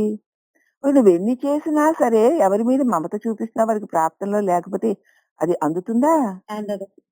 ఎవరి మీద ద్వేషం చూపిస్తున్నావో వాళ్ళకు ఉండకూడదు అంటే రాకుండా ఆగుతుందా? ఎందుకమ్మా మనకి? వస్తే రాని పోతే పోనీ, ఏమైనా వచ్చిందల్లా పోతుంది కదా. ఇంకా వచ్చింది ఎందుకు ఎదవ పొంగుళ్ళు ఎదవేడుపులు? నేను ఇవన్నీ ఉన్నాయేమిటి మనకి? ఈవేళ వచ్చాయి, ఈవేళ పోతున్నా సరే ఈవేళ వచ్చిందంత తృప్తి పడ్డ మనిషి రేపు రావాల్సిన వాటి కోసం ఊహల ఉయ్యాలలు. ఇదే అజ్ఞానం. ఏదో ఉంది అలా వచ్చింది సరే, ఏదో పోతుంది సరే. ఒక్క జ్ఞానం చాలు తల్లి, అన్నింటికీ ఓకే అంతే. అన్నిటికీ ఇక ఈశ్వరి ఇచ్ఛతో నీ ఇచ్ఛను కలుపుకోవడమే. నీ ఇచ్ఛ కాదు, నీ ఇచ్ఛ ఈశ్వరేచ్ఛతో కలుపుకో అంతే, సరిపోతుంది. ఏదొచ్చినా ఈశ్వరేచ్ఛ, ఏది పోయినా ఈశ్వరేచ్ఛ. నిజానికి కూడా అదే. ప్రత్యేకించి నా ఇచ్ఛలన్నీ నాకు బరువులయ్యి రాగద్వేషాది వ్యవహారాలు కారణమయ్యి తద్వారా మళ్ళీ జన్మ కారణాలు అవుతున్నాయి. ఒక్క ఇచ్ఛ ఇంత మరి దుర్గతి పాలు చేస్తున్నప్పుడు ఈ ఇచ్ఛని సత్యాన్ని తెలుసుకుని ఈశ్వరేచ్ఛకు అర్పించుకో. అసలు జరుగుతుంది, ఎన్ని ఇచ్ఛలు పెట్టుకుని ఈశ్వరేచ్ఛగా జరుగుతుంది. మరి ఇంకెందుకు ఇచ్ఛలు పెట్టుకొని మళ్ళీ బంధాల పాలవ్వడం ఎందుకు? ఈశ్వరేచ్ఛ ఎలా ఉంది అలా జరుగుతుందిలే రాని, ఆ నిమిషానికి ఆ పని చేయాలి, ఓహో చేసేయి ఈశ్వరేచ్ఛ అని. ఈ దగ్గరికి రాని దానిలో దొరలడం కాదు. వచ్చింది నీకు ఇష్టం లేకపోయినా సరే అని చెయ్యాలి. ఇష్టమైతే నీ దగ్గరికి వచ్చిన దానికి పొంగిపోతూ వదిలిపోతూ నన్నిలా అన్నారు నన్నలా అన్నారు అనుకుంటూ నా వల్లే గొప్ప అనుకుంటూ చేసేస్తావు నీకు ఇష్టం కాబట్టి. ఇష్టం లేకపోతే ఎంత నువ్వు చేయవలసిన బాధ్యత నాకేం పట్టింది అంటావు. ఇవి ఉండకూడదు అక్కడ. నాకేం పట్టింది నాకే అని అనకూడదు, నేనే కాబట్టి అని కూడా అనకూడదు. ఇప్పుడు ఇలా ఈ ప్రారంభం ప్రకారం ఈశ్వరుడు నడిపిస్తున్నాడు. ఈ మాట ఎంత గొప్పదంటే అంత గొప్పదమ్మా. ప్రతి దానిలో దీన్ని మనం అప్లై చేసుకుంటూ ఉండాలి, ఈ అనుసంధానంలో ఉండాలి. అలా ఉన్నప్పుడే మనం ఈ రాగద్వేషాది బంధాల నుంచి మరి గ్రంథులన్నీ విచ్ఛేదాలయ్యి నీ నిజస్వరూప చిదాకాశమందు ఒక్క నలక లేనటువంటి స్థితికి నువ్వు చేరుకోగలగాలి. అందుచేత ఎందుకంటే అతని దృష్టిలో మట్టి పెళ్ళ బంగారం ఒకటే. ఎందుకంటే ఈ బంగారం అని నువ్వు హారతులు ఇస్తున్నావు చూడు, అది ఆ మట్టిలోంచి వచ్చిందే. కాబట్టి ఆ మట్టి ఇది ఒకటే, అవునా? దీనిలోంచి అది వచ్చింది. ఈ మట్టి అయితే అక్కడ మరి ఇది లేదుగా, దీని ఉనికేది ఆ మట్టే. కాబట్టి నిజంగా జ్ఞానం తెలిస్తే బంగారానికంటే కూడా మట్టికే ఎక్కువ విలువిస్తాడు, అవునా? కాబట్టి మట్టిని బంగారాన్ని ఒకేలా చూస్తారండి. ఎంత యోగం అంటే నిజంగా రెండు ఒకటే మరి. ఒకేలా చూడడం ఏమిటి? అట్లంటే కొండ కొండ మట్టి ఒకటే. ఒకేలా చూడడం ఏమిటి? ఉమ్, అదిగో ఆ విపరీత భావనే విలువ లేని దానికి విలువనిచ్చేసి, విలువైన దానికి విలువ లేకుండా చేసేసింది. ఉమ్, మట్టి, బంగారం ఒకేలా చూస్తాడండి యోగీశ్వరుడు అన్నారనుకో, ఆహా! ఓహో! అంటావు కదా! మరి ఈ బంగారం ఆ మట్టే. ఇక ఒకేలా చూడడం ఏమిటి? ఒకే వస్తువు అది. ఇంకేమిటి ఘనత ఏముందక్కడ? ఉమ్, సత్యం తెలిసిన వాడికి ఘనతలేమి ఉండవు. అవును. అసత్యమైన వాళ్ళే ఆధారమైన దాన్ని వదిలేసి, దాని వల్ల కలిగిన దాన్ని పట్టుకు ఊరేగుతూ ఉంటారు. హ్మ్. ఉమ్, వాడికే ఆ ఘనతలు, ఆ పొగడ్తలును. ఉమ్, సత్యం తెలిసిన వాడికి ఏమీ అక్కర్లేదు తెలిసిన వాడికి. అందుచేత ఆత్మజ్ఞానం వల్ల అతని హృదయ గ్రంథులన్నీ చిన్నాభిన్నాలైపోయి రజస్తమో రూపమైనటువంటి మలము కొంచెము కూడా కనిపించక అఖండ శుద్ధ చిత్ స్వరూపమే ప్రకాశిస్తూ ఉంటుంది. మరి ఇంక రేపు చెప్పుకుందాం తల్లి. అలాగే. హరి ఓం తత్సత్తమ్మ. ఉంటాను. ఆ.